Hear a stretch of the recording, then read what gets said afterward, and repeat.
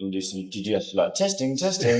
Yeah. Oh, But I mean, it's mad right here. It's still here. here. It's so strong. It is right there. Even though, I mean, the hostels. That's what they both. When I got into London, I got in the ballot. So it's just like you sign in. Well, welcome back. This is a bit of an impromptu coffee, grabbing a bit of food. We just made each other in the park, just finished a session in Lumpini. And yeah, do you want to tell the viewers a little bit about yourself? What's your name? Where you're from? Yep. So my name's Lewis. I'm 33. I'm from Essex, England. Yeah, I'm a barber and just out here travelling. Southeast Asia. I arrived on Sundays. I've only been here for a couple of days. But yeah, just met, what's his name? Nathan. Met Nathan in the park, having a little stroll. Yeah, just bumped into each other and thought, why don't we get something on the go? We've got some drinks coming now. Yeah, good time. Perfect. That's not staged. Thank you. Thank you. Oh, yeah. So you're out here, you've got a couple of days in Bangkok, and you're going to Chiang Mai. Out to the north, and then, Chiang Mai. Then Pai after that, is it? Pai. Just travelling, no specific goal, just want to get out and see the world. Yeah, just took some time out of work, and just fancied. I've never done any travelling. I went to Asia when I was like 17 with my family, but I thought I'd come back out here and have a go at it. See what it's like. Get some sun for a bit. Yeah, it's definitely a culture shock. I mean, I've been here for about a month or so, nearly 2 months. Yeah. And it's so different from home. I've been travelling before, but as you know, it's like it is different. It's completely different. Even just like the way everyone moves around the streets and the craziness. And there isn't really any kind of format, is there? People they cross where they want. Like, it's not like stick to the left. When you go upstairs to the left or whatever, come down. There's none of that. It's just impulse free everywhere. Yeah, everyone's living their own lives, but no, it's good to come away and get away from the UK a bit. I suppose what's it, like a couple of degrees out there at the minute? Yeah. Probably 3 or 4 degrees. I think probably like 3 or 4 degrees. I think when I left I heard someone say the other day it was like minus temperatures at the minute. Yeah. It's I can't any signal, but probably. Actually, we had a nice day before I left, and I was like, buzzing for a bit of sun now. It wasn't hot, but it was just sunny, Yeah. It's just nice. Everyone was out. Yeah, he's obviously very, very busy all the time. It's good. Awesome. Yeah. And you say you're a barber back home. How long have you been doing cutting hair? I've been cutting hair since 2015, so 10 years now. Nice. Cutting men's hair, sorry.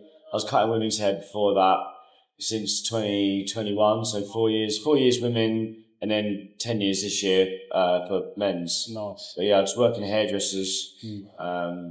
Worked at a couple of hairdressers in a couple of barbershops now, so find your feet a little bit. Do you reckon you'll ever open your own shop, or? Yeah, that's the plan. When I go home, when I come home from here, kind of like to expose myself again. Obviously, I've been away for like 3 or 4 months. I'm expecting to lose a bit of work. Yeah. It's like I run by appointment, so it's not like walk-ins or whatever. Yeah. So I'm expecting to lose a little bit. So I thought by going home, opening up a shop, that will expose me again. As I don't do it on. I mean, I do have like Instagram and stuff like that, but I'm not very good on the social media stuff. So I tend to just try and do it by word of mouth, and You've got to be all in on social media for it to be effective, right? Yeah. But word of mouth is more impactful, I think, as well. I think the issue of social media in my industry is that you end up just entertaining other people in the industry. You're not, I mean, I don't know about yourself, but how many barbers do you follow on your Instagram? Yeah, exactly. Not a lot, yeah. Exactly. You have your barber from your local town, and that's it. But so for me, it's kind of like, those barbers aren't paying my bills. So why are all my followers barbers? Because I know obviously you want to see each other's work and stuff, but they're not the ones that pay my bills. So it's like, you try and build relationships in your local town, and those people that you get in, they bring their mates in, all that sort of stuff. Yeah. So because a lot of barbering is repeat custom, like you say, people are coming back frequently every couple of weeks. So they're your core customer base. That's it. That's bread and butter. Yeah. fall back in size. That's what you call it. But no, it's so yeah. Basically, I thought if I'm not going to sell myself on the internet, then I have to do it in the real world. Yeah. Open up a shop, expose myself.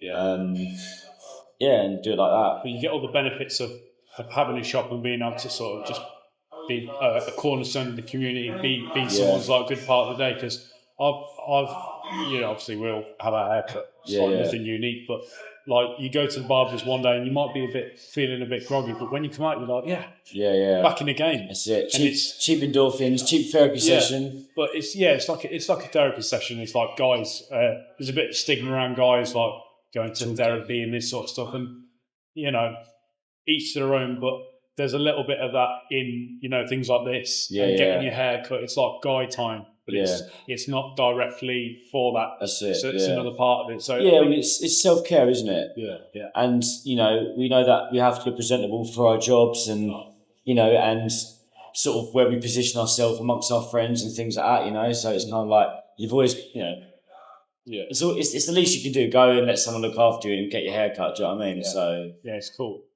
Do you reckon you'll wait till you go home to have your hair cut, or are you going to find somewhere out there? I mean, I've got my stuff with me. Oh, I'm going to do some haircuts whilst I'm here. Nice. Just try and make some money. But yeah, I'll probably do my hair as well at some point. Do you reckon you'll do like a cool idea? I've seen it before. Is when people are like, "I'll give you a free haircut and record it." Yes, I'm doing a haircut. I wanted to do a haircut in Khao San Road, like on the evening, but it's just too busy. Way busy. I'll get my camera stolen as well. Yeah. It'd be cool if I can do haircuts on the beach, haircuts at like a viewpoint on a trek, haircuts in the inner city. Yeah, that'd be awesome to be honest. Yeah, on a real scenic lookout point or something. Where there's some traffic, but it's not too busy. That'd be cool. Yeah. Yeah, maybe. The problem is obviously I've got to bring it, my Tupperware of equipment out with me, and it's like I don't always remember to do it. Yeah. So I've got to actually plan it with someone, but. Yeah, but if you're with your pal, you can get something. Get something cracking. Where's he from? Is he British as well? We live together. We live in Southend together. Not together. We both live in Southend.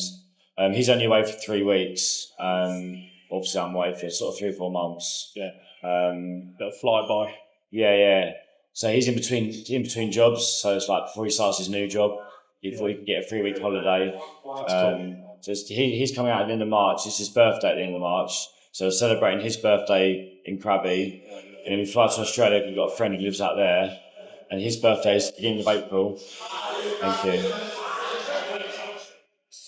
His birthday is beginning of April. So we're celebrating his birthday in Sydney. And then we fly at the end of, fly back to Bali. And then my friends who meet me out here, he leaves. So yeah. Hopping around a bit, seeing some different places. That's it, yeah. That'd be cool. Yeah. There's plenty of barbering opportunities knocking around there. Yeah. So you're out here for a few months in the east, and and you mentioned you've been around here before with family. Yeah. So I come to, I think it was in Pattaya. So when I was like 2008, I think it was, we come here. And we did 2 weeks in Thailand and 4 weeks in Sydney, like in the sort of the Gold Coast. We've got family that live there, so it's just kind of going to see them, travelling around, hit stops and stuff. Yeah. Because whilst you're over here, like you're doing, it's good to get a few different places knocked off the list because it's just so far. That's it. Yeah. It's kind of like. Although it was like, I don't really want to go to Australia because if I go, I'm going to have to do more than just like a week or whatever. But we are actually just going to stop, like just get there quick, get back, get in, get out kind of thing, as opposed to like going and seeing all the different people that all that kind of stuff. Yeah. Originally we were going to go to New Zealand, but that's like 2-3 month excursion in itself. So I thought, no, I'm not going to do that. Yeah. But where else have you been? So I like to do a bit of travelling in Europe, which I've done before this. Yeah. I don't think I've spoken too much about it on the pod before, but I used to do like a lot of hiking. Okay. I've got one booked for this year in Bosnia. Okay. So that's like 100-kilometre semi-supported hike. Right. So you'll carry all of your equipment in your backpack. Yeah. You'll go to like a start point. They'll give you like a map, and then they'll be waiting for you at the end of the day.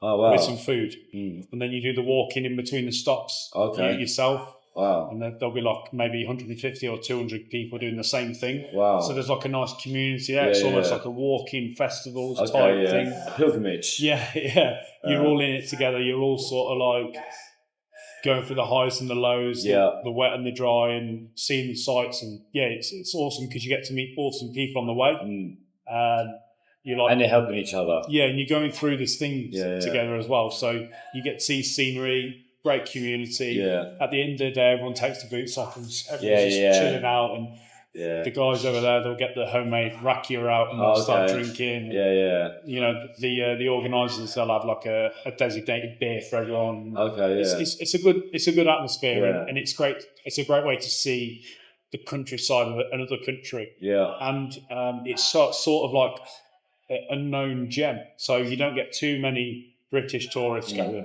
Like usually like one of 2 or 3 out of 100 people. But there mostly it's just like locals. Like surrounding countries like Croatians, Bosnians, Serbians, and they're all sort of really like just they're the guys. They're just out there. So it's a great experience. I'd recommend it to anyone. Highlander is the website. And they do all sorts of stuff. They do it in America. I don't know if they've got one in the UK. I think they might in the Lake District. But it's mainly like Central Europe. Right. So have you done other stuff with this website then? Yes, I've done the Velebit Mountains in Croatia. And then I did last year we went to the Durmitor Mountains in Montenegro. So it's all like the Balkan region. Right. And then I'm going to Bosnia just because the people recommended it that are on the last one. So you've got to go to Bosnia. Yeah. So it's like becoming like a yearly thing. It's it's a bit like it's a bit like a pilgrimage sort of thing. So that's awesome. Nice. So is it which one's like the sort of the top trick? Like so what's the best one that people recommend to do? The Velebit one is the first one that I went to. Is the largest one. It's been going the longest. Yeah. And that's where it began. You see, so there was like a team of hikers. And they originally found the route, and then they basically, over time, started making different routes.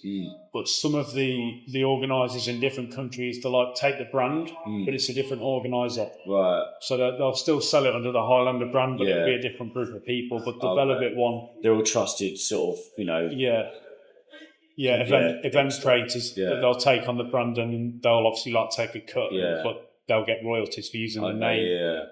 So you get all the franchise same almost. Yeah, that's it. So you get the name of the people, and then the same attendees who go, but it's different people setting them up. But go for your food if you want, man. Go for it. Yeah. So see, Japan's ketchup. So you get a wide range of people going, and you're just out in the nature, and it's like sometimes you're not going to be able to have a wash, and it's like at the end of it, you've completed this mammoth task, although it might seem like not too far. It's like at the end of it, it's like you had like a bit of a rebirth, and you've come to realise what we actually have.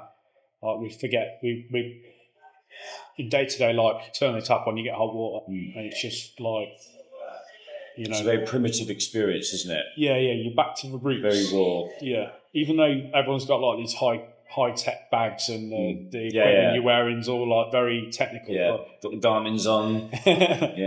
But everyone's like tracking the distance, altitude and stuff. But by the end of it, you're like happy to get in. All you did was walk from one place to another. Yeah, it's such an experience. You remind yourself what it is to like be a person. That's why I love running. Yeah.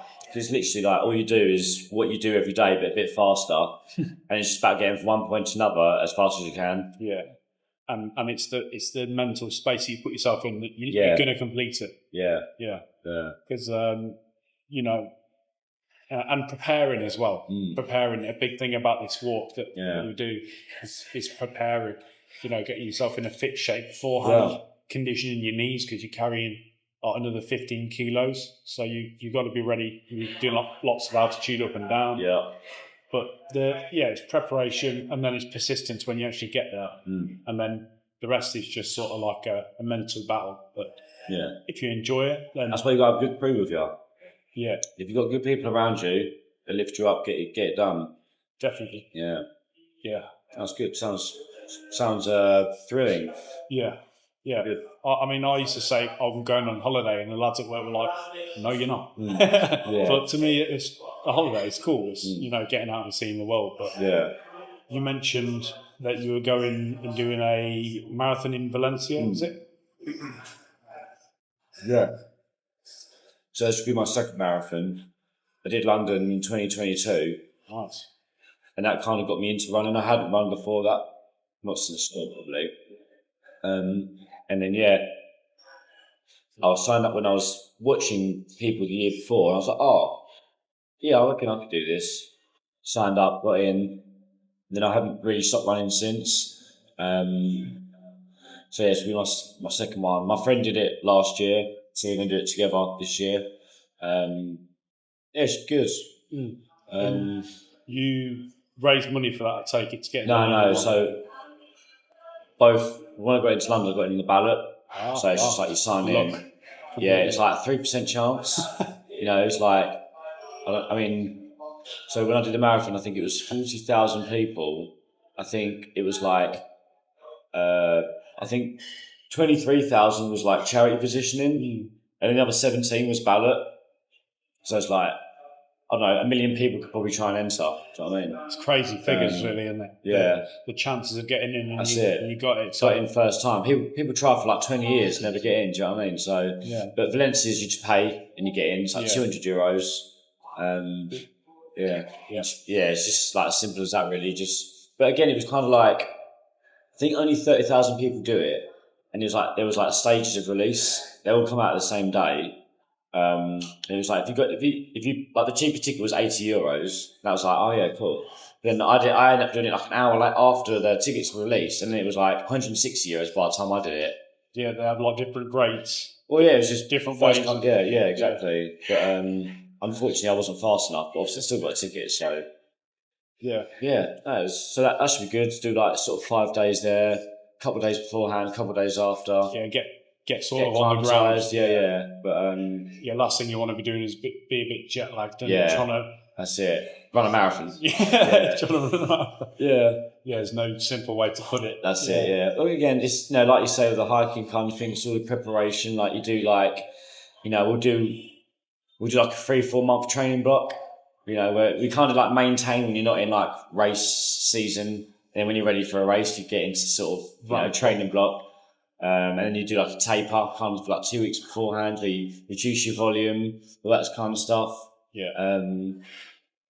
I guess, and then say like all the nutrition, practicing your gels, like when you're running, you take like your carbohydrates and stuff, timing it and all. Making sure you can handle them. It's good. Look, we were going to do an ultra.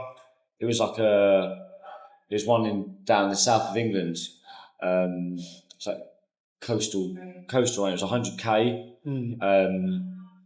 It was in September and we had busy summers, so we thought, nah, we're not going to do that. We'll do that another time. Yeah. But they're a big commitment. Yeah. Time commitment on the day, and also. Oh yeah. Prep. It's like, if you're doing kind of like 100k a week, volume, it's like, well, that's your social life gone. That's drinking gone. That's like, getting up early mornings and doing, 15k before work or whatever, that kind of stuff. It's a lot. But it's people's hobbies and it's people's, like discipline and something like that kind of thing. It's mind, body, and soul. Yeah, it's a lifestyle. Yeah, exactly. Yeah, it's a full lifestyle. Notice that as well, like things like fighting, boxing, and guys who do Muay Thai out here. You've got to be dialed into it, or there's no point really doing it because people are just going to outpace you. Yeah, as well. Especially on like combat sports side of things, like if you're 1-to-1 with someone and he's been training more, you're just going to get beaten. Yeah. So I mean, that's the main thing of it, just being all in. Yeah. And it goes for everything, like making content. Yeah. Sort of doing what you're doing. You've got to be like doing your best every day. And making. Well, that's why I like golf and running, because although they're competitive, you're competing against yourself. A golf's very much, you're always trying to get your handicap down or whatever. Yeah. And running, you're always trying to beat your own times. Yeah. Although, I like being competitive, but if there's other people involved, maybe not. Do you know what I mean? It's always your own race. It's always your own round of golf or whatever. And there's always room for improvement on golf. It's a never-ending battle of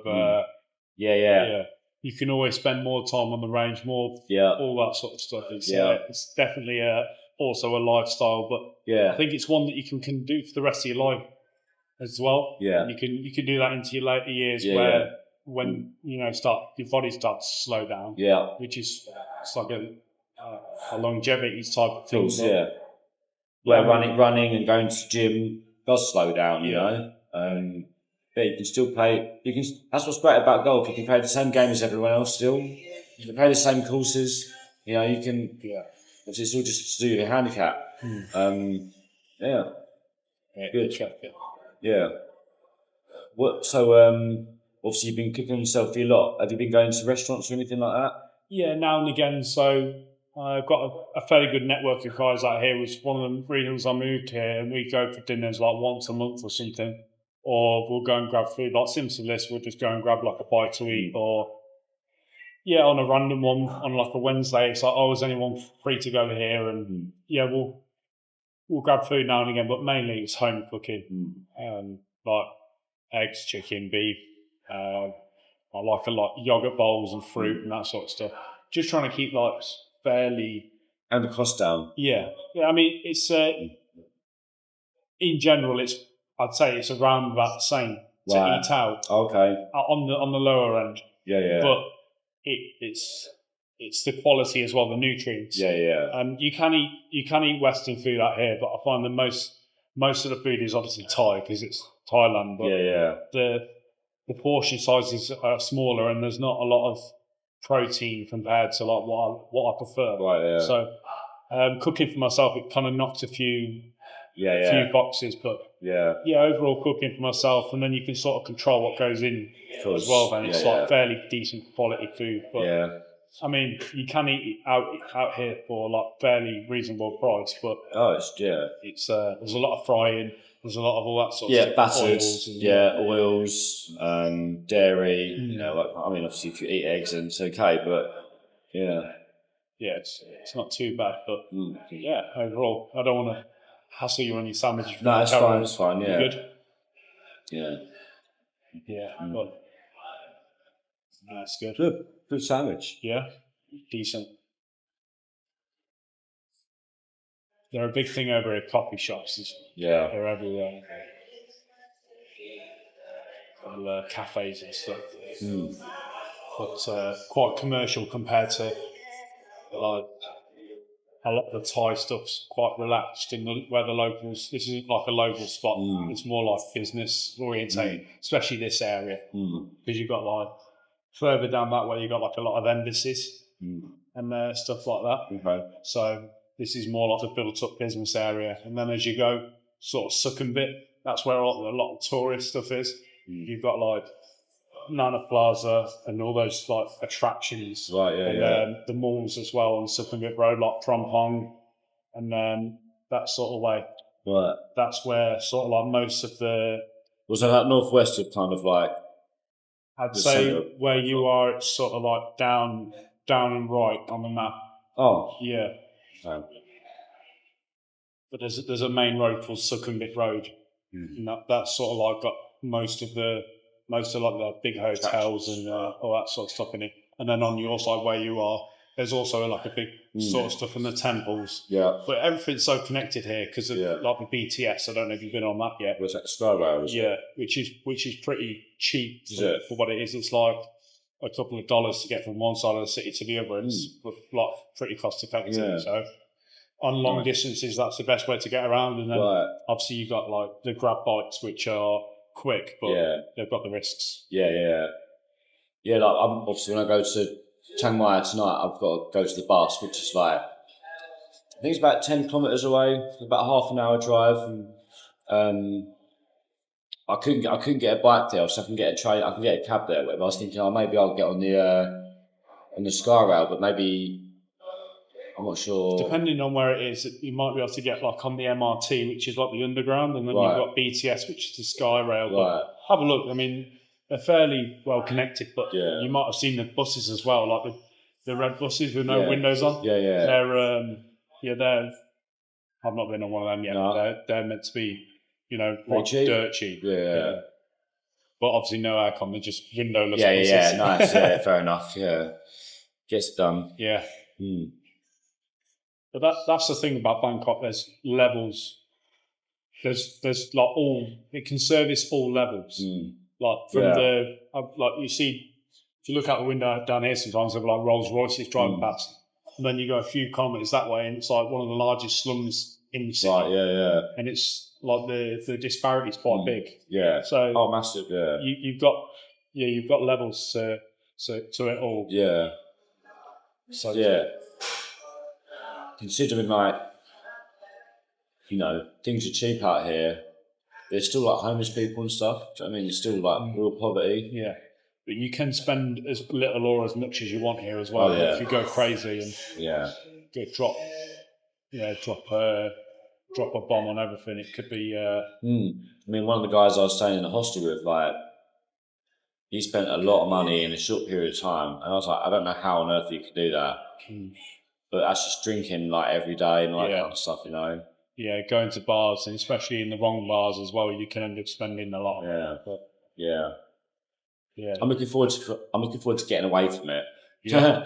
You've been here for a few days now, so you're a bit itching to sort of like get move out. on. Yeah. I've heard Chiang Mai's nice vibe. Yeah. Hopefully it's a little bit more peaceful and like. I'm looking forward to getting down to the south and going to the islands and being on beaches and stuff like that. Coconut in hand. Yeah. That's what I'm looking forward to now. I'm looking forward to going to the north, and I want to do some treks and some good mountains up there as well. Yeah. Yeah. Do some nice stuff like that. Because I don't want to keep drinking. No. I came away from the UK just for that sort of get away from that culture a little bit. Yeah. Oh, but it's mad here. It's still here. It's so strong. It is right here. Even though, the hostels, that's what they're there for. They're there to get people sociable and get them drunk, and it's just like, look, that's the hostel that I booked into. It's kind of like, well, that's you knew that was going to happen. Yeah. But I want to be sociable. Do you know what I mean? I want to meet people, and I want to I want to do things with people and stuff. But the drinking culture is the worst bit about that. That's how they get you to do it. Yeah. I find the best place is obviously long-term staying here. I go to like run clubs on a Sunday where it's like a bit more sort of like civilized, but it's all by the by, isn't it? You get you run about it like a good laugh with those people. Yeah. Just, got to know all sorts of different nationalities and characters and all that sort of stuff. Yeah, look, it's like, you can't do it all the time. It's obviously like, I'm excited to get out here and, obviously I get a bit carried away with the drinking. And now I'm like, I don't want to do that. Do you know what I mean? But you've had your pop, and now that's it. You're probably move on. Less chill. Yeah. More chill. More chill out there, but Good. It's not all the time, is it? It's not all the time you're in bloody Bangkok. Exactly, yeah. It feels like it is all the time in a minute, though. Yeah. I feel like I've been here a while. Yeah. Because there's that much going on, you're so like blown away by it. Overwhelming, isn't it? Yeah, when I first got here, I was like, this is just sensory overload. 100%. Yeah, it's good though. Yeah. That's what, it's what do you expect? It's, as you say, it's a big city. Massive city, yeah. Yeah. Big skyscrapers. Yeah, it's very pretty as well, night time it's got a real nice feel to it. I went to Icon Siam. Oh yeah, big shopping centre. Yeah, you got up to the top and big viewpoint there, kind of thing. Oh, the river, lovely. Yeah, it's just really pretty. Yeah. Do you want to? Oh, I didn't realise I had really taken bites out of it. I was going to offer it to you. It's all right. I'm usually having like two meals a day at the minute. Oh yeah. I'll have like one sort of like lunchtime. Yeah. And then so you fast in the morning, kind of thing. Sort of, yeah. So I have a decent like time in the morning without food, and then you need. I'll have a big lunch and a big dinner. Yeah. That sort of sorts me out. But I've noticed I've lost weight here, just like excess weight. Yeah. But I'll still say the same sort of size. Yeah. Just because of this. If you're keeping your macros up, then you're not going to like. Yeah. So it's decent with. with the sun as well, it helps. So if you're trying to lose some pounds, just come over to Thailand. Bangkok, get to Thailand, yeah. And get on the eggs, but no. Yeah. Nice. It's awesome. That's good. So yeah, how long typically are the videos then that you do? So anywhere from, my first ones were like 20 minutes, but then as I got into the flow of it and being able to like bring up different questions and sort of be more comfortable on camera, could go anywhere from like half an hour to like an hour. Oh wow. Yeah. So and then, obviously if you're talking like, if you're meeting with people that you're in the same industry with, you know, you can go on tangents with your own kind of thing, right? So yeah. So as well, if I can prepare questions and do a little bit of background research and like dig into their social profiles and I saw you went to so and so in 2012. It's like, how do you know that? Yeah. That's pretty cool. Yeah. But I mean, going off the cuff as well, now that I've done like 4 or 5 of these conversations, it's like it just rolls. Of course. Yeah. And it just, I find it that it translates to normal life as well. Like if I'm just having a conversation with someone, which this is just a chat, and it's it's like practice. It's just practice. And I mean that's the same thing. Kind of like, you know, with my job, it's like I see people for like 40 minutes to an hour. Obviously, they're all repeat, so I know what they've been doing. You see them on social media. Oh, how was that? It's like you've got a short period of time. Sometimes that's not enough. That appointment's not enough to talk about all the things you want to talk about. But it's good. It's definitely a skill, you know, being able to encourage conversation and and remember points and bring them back together as well, and sort of like keep it flowing and keep the storyline going as well. And it helps as well. I found when I'm recording other videos to like story tell. Okay. So like in a short time, I'm going to be basically trying to put my life story so far, short time, on a bit of a movie sort of thing, with the camera skills that I've learned from just doing the vlogs and just make something that's a bit more high quality. Because speaking to a few of the YouTube guys that I went away with, they're saying that in the next sort of couple of years, it's going to go from like quite raw style content on YouTube where people are like just pressing record and then posting. It's very raw, not a lot of editing. Yeah. But it's going to be more centered on higher quality, high production, very planned, like more movie style production, because it goes in ebbs and flows where people like raw stuff and then high production and people get bored and then so like being able to balance it and having a bit of both, but trying to train myself to be a bit more high quality. It's one of the reasons why I bought a camera as well. Is you can sort of like make better shots, smoother, better audio, all that sort of stuff. But it's all skill, right? And it's been able to extract that from the subjects or post production. You know, it's been able to and that's another thing. Post production. I mean, at the minute I do all my own editing. But at some point when it's sort of its own engine and it's profitable, I'll get someone else who's better than me at editing. Of course. And you can focus doing something else. We'll just focus on recording and making the best recordings. Because basically you want to capture as much content as you can, give it to someone else, you sort that out whilst I carry on making it. Yeah, exactly, because they'll be better at it than me as well. And then that gives us more time to focus. But I'm enjoying the process at the minute, learning new things and picking up little skills and just talking. That was one, like, because I used to film a lot of like my haircuts, and so I started off doing like half an hour long videos where it was like I was like almost like a tutorial, right? And it's like it's so hard because, you know, if you put out like 20 videos, you're not going to get much reach from that anyway in your very early days. But then I was like, this isn't getting that much attention because it's too long. And as you say, at the minute, people want that quick, easy to digest content. They need to get that dopamine in and then move on to the next one. You know, that's the problem with like TikTok and Instagram. It's all very like quickly digested and forgotten about.